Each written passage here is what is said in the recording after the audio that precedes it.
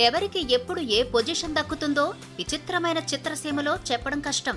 అష్ట కష్టాలు పడి అమెరికా వెళ్లిన కిషోర్ వెన్నెల మూవీతో కమెడియన్ గా మారిపోయాడు. నటుడు శివారెడ్డి సకాలంలో అమెరికా చేరకపోవడంతో కిషోర్ కు ఈ అవకాశం కల్పించాడు దర్శకుడు దేవకట్ట. అయిష్టంగానే నటుడై ఆ పైన తొలి చిత్రాన్నే తన ఇంటి పేరుగా మార్చేసుకోగలిగాడు కిషోర్. వెన్నెల విడుదలైన తర్వాత ఇండియా వచ్చి ఇక్కడ జాబ్ కే ప్రాధాన్యమిచ్చిన ఈ కమెడియన్ మెగాస్టార్ మూవీలో నటించే అవకాశాన్నే తిరస్కరించాడట. వెన్నెల భారీ విజయాన్ని సాధించకపోయినా అందులోని నటీనటులకు చక్కని గుర్తింపే తెచ్చిపెట్టింది. దాంతో చిరంజీవితో స్టాలిన్ చిత్రం తీస్తున్న మురుగదాస్ కిషోర్ ను తమ చిత్రంలో నటించమని కోరాడట.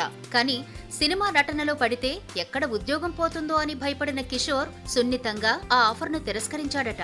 అయితే కరెంటు సినిమాలో నటించమని అక్కినేని గారి అమ్మాయి నాగసుశీల కోరడంతో కాదనలేకపోయానని, ఆ తర్వాత బిజీ అయిపోయానని కెరీర్ తొలి రోజుల్ని జ్ఞప్తికి తెచ్చుకున్నాడు వెన్నెల కిషోర్. కమెడియన్ గా సక్సెస్ కావడం బాగానే ఉంది, కానీ డైరెక్టర్ గా ఎప్పుడు హిట్ ఇస్తావు కిషోర్ అని ఫిలిం నగర్ వాసులు అడుగుతున్నారు. మరి మనోడు ఏం సమాధానం చెబుతాడో చూద్దాం.